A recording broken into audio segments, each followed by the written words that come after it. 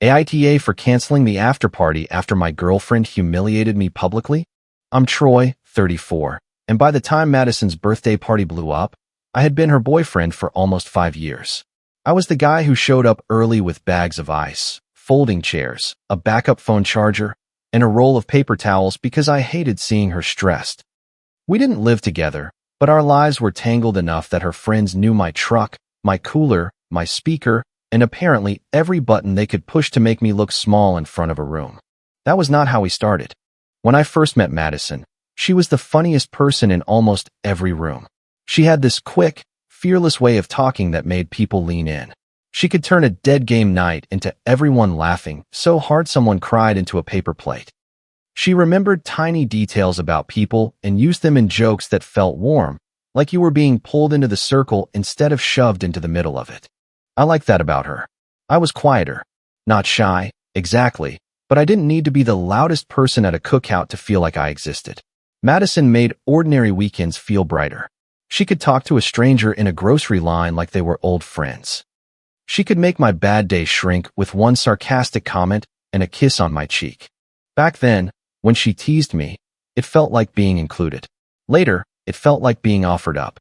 The first nickname was harmless, or at least I told myself it was. We were at a small game night, and I was the one who remembered extra napkins after someone knocked over salsa. Brooke, Madison's loudest friend, laughed and said, "Troy is the human emergency kit." Everyone laughed. I laughed too. Then it became golden retriever boyfriend. Then backup husband. Then the wallet. Usually when I picked up food or grabbed drinks because Madison had forgotten her card or because splitting one giant order 16 ways was always a nightmare. Someone once joked, "You're lucky, Madison. Troy's basically a boyfriend with a warranty." Madison laughed so hard she leaned against me. I try not to take it personally. I told myself they were just messy, loud, joking people, and I was the steady one. I had always thought being dependable was a good thing. With Madison's friends, it became my nickname. The jokes weren't constant at first. They showed up in little moments, mostly when there was an audience. If Madison forgot something and I brought it, someone would say, "Of course Troy saved the day." That's his whole brand. If I stayed quiet during a loud argument, someone would say, "He's buffering." If Madison snapped at me and I didn't snap back, Brooke would make a whip sound under her breath. The first time I told Madison it bothered me, we were in her kitchen after a game night. Everyone else had left. There were greasy paper plates stacked by the trash, half-empty cups on the counter, and one serving bowl soaking in the sink because spinach dip had dried on the side. I was washing it while she scrolled through pictures people had posted. I said, "I don't like being the punchline every time your friends are around." She looked up like I had interrupted something important. "What?" "The jokes. The wallet thing. The backbone thing. It gets old." She sighed and set her phone down. "Baby, it's just humor. I get humor. I don't get why it always has to be about me being weak." Her face softened, but not in the way I needed. It was the look she used when she wanted me to feel unreasonable without her having to say it too sharply. "If you were actually confident, this wouldn't bother you," she said. "Nobody thinks you're weak. Don't make it weird." I remember drying my hands on a dish towel and trying to pick my next words carefully. I didn't want to fight. I wanted one person, my person, to hear me. "I'm just asking you not to pile on when they do it." She came over, wrapped her arms around my waist, and rested her chin against my chest. "You know I don't mean it like that. Don't turn me into the bad guy because you can't take a joke." That became the pattern. I would bring something up privately. Madison would say I was being sensitive. Then she would get sweet enough that I felt guilty for ruining the mood. She would kiss me, change the subject, ask what we were doing for breakfast on Saturday, and somehow the conversation would end with me apologizing for making things heavy. For a while, I believed her. I thought maybe I was being insecure. I thought maybe I needed to loosen up. I thought maybe this was the cost of dating someone funny and social, that sometimes her jokes had sharp edges and I just happened to be standing close. Then the jokes started including things I knew I hadn't told anyone else. One night, at a barbecue, I had mentioned quietly to Madison that I felt like people expected me to handle everything because I was reliable. 2 weeks later, Brooke said in front of 6 people, "Careful, Madison.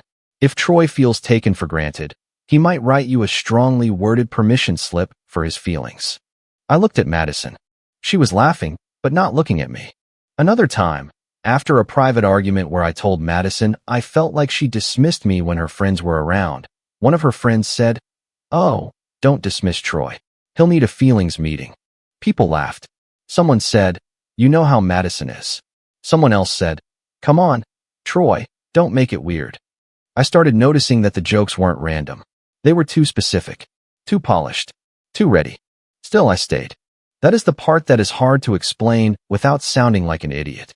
I stayed because Madison wasn't cruel all the time. She could be thoughtful. She remembered my favorite takeout when I had a long day. She kept a hoodie of mine because she said it made her sleep better. She cried during stupid commercials with old dogs in them. She was charming and affectionate and knew exactly when to make me feel like the only person in the room. So I kept telling myself the bad parts were just rough edges. I told myself every couple had their own issues to work on. I told myself patience was love. Madison's birthday was supposed to be easy. She wanted a backyard party at her sister Denise's place, then an after party at a small event room nearby, where people could keep drinking, play music, and not worry about neighbors. A week before the party, she sent me a list while I was eating lunch. "Can you grab ice, cups, napkins, plates, snack trays, drink tubs, and maybe those folding chairs from your garage?" A minute later, another message came in. "Also, can you pick up the cake? Denise forgot she has a thing that morning." Then, "And can you book the after-party room? The place needs one card on file, and you're better at that stuff than I am. Please. I want one night where I don't have to stress." I stared at the messages for a while. Part of me wanted to say no. Not because I didn't want to help, but because I was tired of my help turning into material. But Madison called before I answered, and she sounded bright and overwhelmed. "Please," she said. "You're the only person I trust to actually handle things." That worked on me. It always had. So I booked the room. The confirmation email had a refundable deposit and a cancellation deadline. Same day, before the start time, as long as no one had checked in. I screenshotted the policy automatically because I'm the kind of person who screenshots things like that. I bought drinks, ice, paper plates, napkins, cups, and 2 big snack trays from a warehouse store. I picked up extra trash bags because people always forgot trash bags. I loaded folding chairs into my truck. I put my Bluetooth speaker on the passenger seat. I picked up the cake. I even had a small wrapped gift in my glove compartment and a separate surprise Madison didn't know about. A refundable weekend trip for our anniversary the next month. That trip had taken me weeks to plan. Nothing flashy, just quiet, comfortable, something I thought she would like. She had been hinting that we never did anything romantic anymore, and even though I had been feeling worn down, I wanted to believe we could still find our way back to each other. I told myself this was what partners did. They showed up. On the day of the party, I got to Denise's place 2 hours early. I set up folding tables in the backyard under string lights. I filled drink tubs with ice. I put the cooler near the folding table. I taped a phone charger to an outlet inside because I knew 3 people would ask for one. I connected my speaker and started a playlist low enough that people could talk over it. Madison arrived later wearing a white top, gold earrings, and that birthday confidence people get when everyone keeps telling them they look amazing. She really did look beautiful. For a second, when she came through the side gate and smiled at me, I felt the old version of us. The one where I was proud to be beside her. She kissed me quickly and said, "You're a lifesaver." I said, "Happy birthday." She squeezed my arm. "Tonight is going to be perfect." For the first hour, it almost was. People arrived with gift bags and bottles.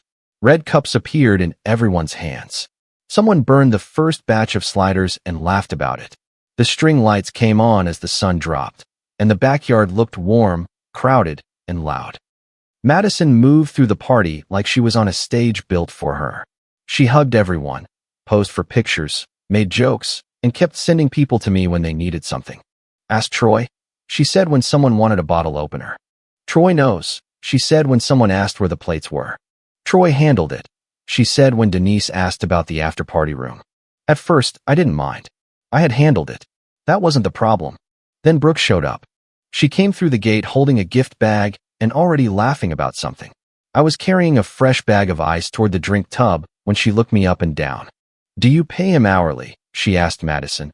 "Or does he come with the boyfriend package?" A few people laughed. Madison, without missing a beat, said, "He likes being useful." That got a bigger laugh. I dropped the ice into the tub and wiped my hands on my jeans. I looked at Madison. She lifted her eyebrows at me like, "Don't start." So I didn't start.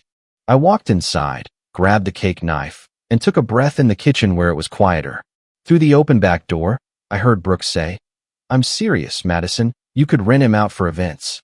Someone else said, "Only if he comes with instructions. Like, where's the backbone button?" Then Madison's voice, clear and amused, "Relax. He's not going anywhere."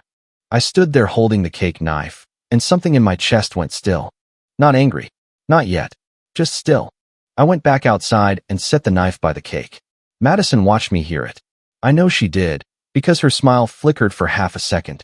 Then Brooke pulled her into a picture, and Madison turned the smile back on. The party kept moving. People ate. Someone asked me to adjust the music. Someone asked if there were more cups. Someone asked whether I could run out for more ice, even though there were still 4 unopened bags in the cooler. The jokes kept coming, but now I was listening differently. They brought up phrases from private conversations. They joked about me needing a meeting before I could be upset. They joked that Madison could disappear for a weekend and I would still be sitting on her porch with snacks. They joked that I was too comfortable to leave. It felt less like they were joking off the cuff and more like they had studied for it. Around 9, Madison decided to do a birthday toast. Someone lowered the music a little, and people gathered near the folding table with their cups raised. A few phones came out for videos. Madison stood in the middle of the patio, glowing under the string lights, and started thanking everyone for coming. For maybe 30 seconds, it was sweet. She thanked Denise for hosting. She thanked Brooke for bringing the chaos. She thanked everybody for loving her exactly as she was. Then her eyes slid to me. "And of course Troy," she said, lifting her cup higher. "My steady, reliable, painfully predictable Troy." A few people laughed. She smiled wider. "Troy is proof that some men really do enjoy being needed. He's too comfortable to leave and too predictable to surprise anyone." My face got hot, but I stayed quiet. Then Brooke called out, "Say the cooler thing." Madison laughed like she had been waiting for permission. "Troy's the kind of guy you can embarrass in public, and he'll still carry the cooler afterward." That was the line. Not because it was the worst thing anyone had ever said to me, but because of how easily she said it. Like she was proud of how safe she thought I was. Like my patience had become a trick she could perform in front of people. I looked around. Caleb, who was dating one of Madison's friends, laughed at first, then stopped when he saw my face. Denise looked uncomfortable, but said nothing. Brooke had her phone up, grinning. I asked Madison, "Is that really how you see me?" The backyard got quiet in pieces. One conversation stopped, then another. The music sounded too loud, even though it was low. Madison blinked, still smiling. "Come on, Troy. I'm asking." Her eyes flicked around the group. She had an audience, and Madison never liked backing down in front of an audience. "If you're finally offended," she said, "maybe prove you're not as predictable as everyone thinks." Someone made a low "oh" sound. I nodded. "All right," I said. "I can do unpredictable." Madison's smile faded a little. "Troy." I walked over to the speaker and unplugged it. The music died in the middle of a song. I wrapped the cord around the speaker, picked it up, and set it by the back door with my keys. Brooke laughed nervously. "You're seriously doing this?" I didn't answer her. I pulled out my phone and opened the after-party confirmation email. The cancellation link was right there. Refundable until check-in. No one had checked in because I had the booking under my name, my card, my email. Madison came over fast. "Stop. Don't be dramatic. You told me to prove it." It was a joke. I know. I tapped cancel. A confirmation screen appeared. I took a screenshot. Then I put my phone back in my pocket. Madison lowered her voice. "Troy, don't ruin my birthday." That almost got me. The old me would have heard that and folded. The old me would have thought, "Okay, not here, not tonight, just get through it." But I looked at the cooler, the unopened drink cases still in my truck, the speaker, the folding chairs, the list I had completed so she wouldn't have to stress, and I realized I wasn't ruining anything. I was removing myself from something she had already made clear I was only allowed to support, not be respected at. I left the food that was already served. I left the open drinks. I left the decorations, the cake, and everything Denise had put out. I took my speaker. I took the unopened cases I had bought and had not yet carried in. I took my cooler after moving the shared ice bags into a tub so nobody could say I left people without ice. I folded only the chairs from my garage that no one was sitting in yet. By then, people weren't laughing anymore. Denise came over and said, "Troy, maybe just cool off for a second." "I am cool." Madison's voice sharpened. "You're embarrassing me." I looked at her. "You'll survive. Apparently, I'm predictable enough to carry the cooler afterward, right?" Her face changed.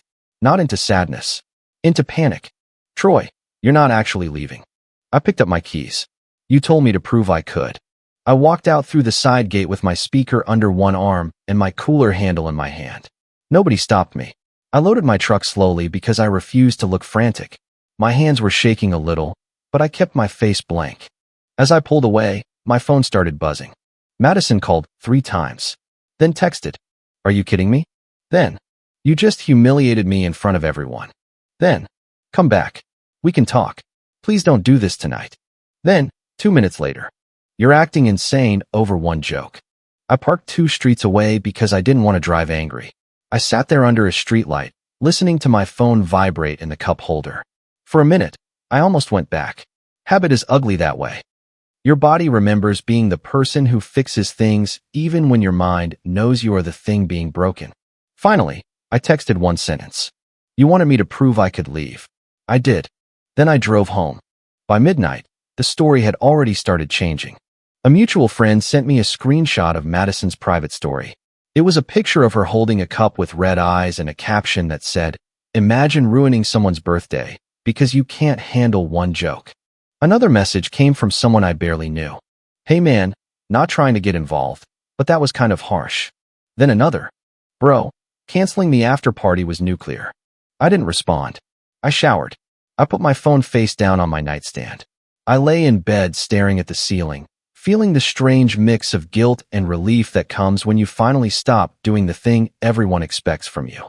At 12:43 a.m., Leah texted me. Leah was one of Madison's friends, but not one I knew well. She was usually quieter around the louder women, the type who laughed along but noticed more than she said. Her message was simple. "I think you need to see why tonight happened."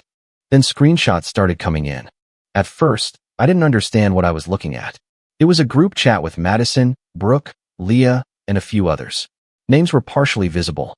Timestamps went back months. Some messages were silly, normal friend stuff. Memes. Plans. Complaints about work and family, and what to wear. Then I saw my name. Madison, Troy is doing his serious voice again because I joked he needs a permission slip to be mad. Brooke, LMAO does he? Madison, honestly kind of. He acts mad, but he always comes back. Another screenshot. Madison, he likes feeling needed. It's basically his personality. Another. Madison, he doesn't have the spine to say no for real. He'll pout, then fix the thing anyway. Another. Brooke, you better be careful or he'll finally leave. Madison, please. He is not built like that. I sat up in bed. Leah sent one more message. I should have said something earlier. She made us think you were in on it, or at least that you liked being useful. Tonight felt different. I'm sorry. I read the screenshots again. Slowly this time. There were pieces of private arguments twisted into jokes. Things I had said to Madison when I was trying not to raise my voice. Things like, "I feel taken for granted," and "I don't want to be laughed at in front of your friends," turned into group chat material. Not once. Not twice. Over and over. The worst part wasn't even Brooke laughing. Brooke had always been loud and mean in that casual way people excuse because she was entertaining. The worst part was Madison knowing I was hurt and using that hurt as material. I got out of bed, opened my laptop, and started saving everything. I saved the screenshots from Leah. I saved my after-party booking and cancellation confirmation. I saved receipts from the warehouse store, the cake pickup, and the Venmo requests Madison had sent me for things she later let people believe she handled. I saved older texts where I had asked her to stop joking about me in public. One from 3 months earlier said, "Me, I'm serious, Madison. I don't like when you call me spineless around your friends." Madison, I didn't call you spineless. Brooke did. Me, you laughed and said I wasn't going anywhere. Madison, because you're not. That's not an insult. It means I trust you. Another from 6 weeks earlier. Me, please stop telling people private stuff from our arguments. Madison, I'm allowed to talk to my friends. Don't isolate me because you're embarrassed. Seeing it all together made my stomach turn. For years, I had been trying to solve a relationship problem. Madison had been workshopping a character. The next morning, I canceled the anniversary trip. I stared at the confirmation page longer than I needed to. The trip had been refundable for 3 more days. I had picked the dates around Madison's schedule. I had planned a quiet dinner, a place near water, a little shop she once mentioned wanting to visit. It wasn't expensive enough to ruin me, but it was enough to mean something. When the cancellation email came through, I felt sad. Then I felt lighter. For the first time, canceling something felt less like losing it and more like getting myself back. Madison didn't know about the trip yet, but apparently she had guessed I was planning something. One of Leah's screenshots from the week before showed Madison writing, "Troy is being weirdly secretive, so he's either planning anniversary stuff or finally developing a personality." Brooke had replied, "If it's a proposal, I'm objecting." Madison answered, "Relax, he knows better than to propose without me approving the ring first." I closed my laptop after that one. Around noon, Madison texted me, "Can we talk like adults? No screenshots, no drama, just us." The phrase, "no screenshots," told me everything. She knew Leah had sent them or suspected it. She wasn't asking to talk because she was sorry. She was asking to control the room before I brought proof into it. I waited an hour before replying. "Where?" She sent Denise's address and said she would be there at 6. "Just us?" I asked. She replied, "Yes. I don't want a scene." I almost believed her, which is embarrassing, but 5 years of wanting someone to become who you hoped they were doesn't disappear overnight. I went anyway. When I walked into Denise's living room at 6, it was not just Madison. Denise was on the couch with her arms crossed. Brooke was in the armchair, looking annoyed before I even spoke. Leah sat near the window, pale and quiet. Caleb stood in the corner with a drink he hadn't touched. 2 other friends were there too, sitting stiffly like they had been told this was going to be an apology meeting and didn't want to miss the show. On the coffee table were untouched snacks, a pitcher of water, and several glasses. It looked like a trial hosted by someone who thought chips made it casual. Madison stood when I came in. Her eyes were red, but her voice was controlled. "I wanted people here because you embarrassed me in front of people," she said. "Fair is fair." I looked at her. "You said it would be just us." I said I didn't want a scene. Brooke muttered, "Maybe don't make one then." Leah looked down at her hands. I should have turned around right there. But part of me was glad she had done it this way. If Madison wanted an audience, I could finally stop protecting her from one. Denise spoke first. "Troy, I like you. I do. But leaving like that on her birthday? Canceling the after party? That was a lot." Madison sat down like she was the injured party trying to be brave. "He wanted me humiliated," she said. "All because his ego got bruised over a joke." "That's not what happened," I said. Brooke rolled her eyes. "We were all there." "Exactly." Madison's voice got softer. "You could have pulled me aside. You could have told me I hurt you. Instead, you punished me in front of everyone." I almost laughed, but there was no humor in it. "I did tell you," I said. "For years." Madison looked away. Denise frowned. "Years?" I took out my phone and placed it on the coffee table. "You all saw the part where I left," I said. "You didn't see the years where I stayed quiet." No one spoke. I opened the folder I had made. I didn't yell. I didn't call Madison names. I didn't make a speech about betrayal or dignity or any of the things I had been thinking all day. I just showed them. First, the older texts. Me asking Madison to stop using me as the punchline. Madison telling me I was insecure. Me asking her not to share private arguments. Madison saying she was allowed to talk to her friends. Denise leaned forward as she read. Then I showed the receipts and booking confirmations. The after-party room under my name. The cancellation policy. The refund. The Venmo requests. The birthday supplies I paid for. Not to make myself look like a hero, but because Madison's story depended on me looking like a man who had stormed off and destroyed things that weren't mine.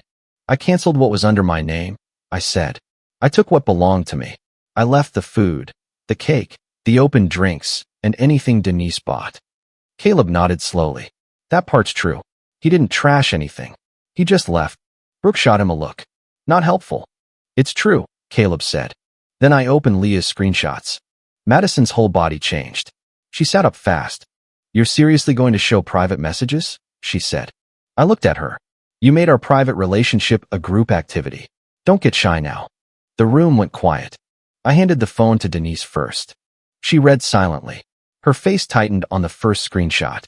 By the third, her mouth had gone flat. She scrolled back up and read one line twice. He acts mad, but he always comes back. Then another. He doesn't have the spine to say no for real. Denise looked at Madison. You told me he was laughing along. Madison's eyes filled.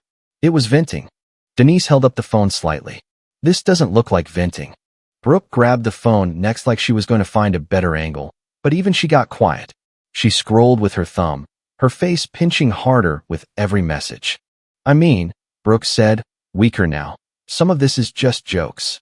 Leah finally spoke. No, it wasn't. Not by the end. Everyone looked at her. Leah swallowed. I thought he was in on it at first. Madison made it sound like he liked being the useful boyfriend. Then he started looking hurt at stuff, and she kept saying he was being dramatic. I should have said something sooner. Madison snapped. So you just sent my boyfriend screenshots behind my back? I said. The word came out before I planned it. The room froze around it. Madison stared at me. What? I didn't repeat it yet. I let the phone continue around the room. Caleb read the screenshots and rubbed the back of his neck. Yeah, the jokes look different now. One of the other friends whispered, Madison, this is messed up. Madison started crying then. Real tears, but I had known her long enough to watch where they were aimed. They weren't aimed at me. They were aimed at the room. I'm sorry you're this sensitive, she said, voice shaking. But you didn't have to destroy me. There it was. The apology that wasn't an apology.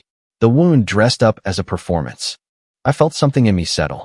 I didn't destroy you, I said. I showed them what you said. You embarrassed me. You built jokes out of things I told you when I trusted you. Madison wiped her face. You're punishing me for having a sense of humor. I'm not asking you to stop being funny. I'm asking you to stop using me as material. She shook her head like I was impossible. You don't get it. That's how we joke. That's how my friends are. You always knew that. No, I said. I knew you were funny. I didn't know you were feeding them lines. Denise put my phone back on the table carefully, like it had become evidence in an actual case. Madison turned to her sister. You're really taking his side? Denise looked tired. I'm taking the side of what I just read. That was the moment Madison lost the room. Not completely. Brooke still looked like she wanted to defend her, but she didn't have much left. The two other friends were avoiding Madison's eyes. Caleb looked uncomfortable, like he regretted every time he had laughed. Leah looked close to crying. I took my phone and put it back in my pocket. I had thought about this part all day. Part of me had wanted to walk in, expose everything, and leave without giving Madison anything else. But another part of me wanted to know if there was even one version of her that would choose me over her image. So I gave her clear terms. If this relationship continues, I said, I need a real apology. Not sorry you're sensitive. Not sorry you can't take a joke. A real one. I need you to tell the truth to the people you lied to. I need the public jokes about me to stop. And we go to couples counseling because I'm not doing this cycle again. Madison stared at me like I had asked her to crawl across glass. Brooke made a quiet scoffing sound, but Denise looked at Madison and said, That sounds fair. Madison's face twisted. So now I have to go confess to everyone because you had a meltdown? She said. I nodded once, not because I agreed, but because I finally had my answer. She kept going. You know what? Fine. Maybe I said things badly. Maybe I vented too much. But you leaving like that was cruel. You wanted everyone to see me panic. You wanted to teach me a lesson. I didn't leave your party to teach you a lesson, I said. I left because I finally learned mine. Her mouth opened, then closed. I'm done, Madison. She stood up. You don't mean that. I do. Troy. Her voice changed again, soft and scared now. The voice that used to make me back up and reopen the door. Come on. Almost 5 years. You're going to throw that away over this. I looked at her, and for the first time, the number didn't pull me back. Almost 5 years didn't feel like proof I should stay. It felt like proof I had already given enough chances. I'm not throwing away 5 years, I said. I'm refusing to make it 6. Nobody said anything after that. I left Denise's house without slamming the door. Madison followed me to the porch, but she stopped before the steps, probably because everyone inside could still hear. You're going to regret this, she said. I turned around. Maybe, but I won't be confused anymore. That was the last thing I said to her in person. The fallout was messy, but not dramatic in the way people expect. There was no viral post. No giant public confession. No police. No lawyers. No screaming in a parking lot. Just a group chat that went quiet, then split into smaller chats. People who had laughed suddenly wanted distance from the joke. People who had told me not to make it weird started admitting it had been weird for a long time. Caleb texted me 2 days later. I thought you were in on the joke. Madison made it sound like you were. I'm sorry, man. Leah sent a longer apology. She said she had saved screenshots months earlier because Madison's comments had started making her uncomfortable, but she kept telling herself it was not her relationship and not her place. I believed her apology, but I didn't tell her it was okay. It had not been okay. Denise called once. I almost didn't answer, but I did. She said, I'm sorry. I should have noticed more. I said, you were her sister. I get it. That doesn't make it right. No, I said. It doesn't. Madison tried every version of contact for about 2 weeks. Angry texts, soft texts, a voice message at 1 a.m. where she said she couldn't sleep, a long message about how I had let Leah manipulate me, then another where she said she knew she had maybe gone too far, but I had scared her by leaving so coldly. I didn't answer most of them. The one I did answer came after she posted another vague story. It was a picture of a half-empty wine glass and the caption, "Some people only love you when you're easy to control." Within 15 minutes, one of her own friends replied directly on the story. Someone sent me the screenshot. The reply on her story said, Madison, don't do this. People saw enough. I stared at that longer than I should have. Not because I wanted her humiliated, but because for once I wasn't the only person refusing to carry the cleaned-up version of her story. Madison deleted the story. A few days later, she texted me. I didn't think you'd actually leave. That one hurt more than the insults. Not because it was cruel, but because it was honest. Under every joke, every eye roll, every come on, don't be sensitive, that was what she had believed. That I would not actually leave. I typed several replies and deleted them all. Finally, I sent. I know. Then I blocked her for a while. Not forever, maybe, but long enough to stop waiting for the next vibration. The anniversary trip refund hit my account a week later. I used part of it on a weekend away by myself. Nothing impressive. No big revenge vacation. I drove, ate breakfast at a small diner where nobody knew me, walked around with my phone on silent, and bought a jacket I had been talking myself out of for months because I was always saving for something Madison wanted to do. When I got home, I put the cooler back in my garage. The same cooler everyone had laughed about. It was scratched on one side from years of being dragged across driveways and patios. I stood there looking at it for a second, which sounds ridiculous, but that cooler had been present for half our relationship. Cookouts, beach days, birthday parties, tailgates, lazy Sundays. For a long time, I thought being the guy who brought the cooler meant I was loved because I was useful. Now I understand there is a difference between being appreciated and being assigned a role. I was sad after it ended. I won't pretend I walked away and immediately felt powerful. I missed parts of Madison. I missed the version of us that had felt easy. I missed her laughing in my passenger seat and stealing fries from my bag, even when she said she didn't want any. I missed being known by someone, even if the way she knew me had turned into ammunition. But I didn't miss bracing myself before every party. I didn't miss checking her face after every joke to see if she would protect me or perform. I didn't miss explaining calmly why something hurt and being told my hurt was the problem. People can argue about whether leaving during her birthday was too cold. They can say I should have waited until the next day. They can say canceling the after party made me look petty. Maybe from the outside, it did. But I didn't sabotage her party. I didn't break anything. I didn't take what was not mine. I removed the support she had been mocking while depending on it, and I let everyone sit with the difference. The truth is, I didn't leave because of one joke. I left because Madison kept calling disrespect a joke and my patience love. If you like the stories, don't forget to leave a comment and support the channel by subscribing. See you in the upcoming stories.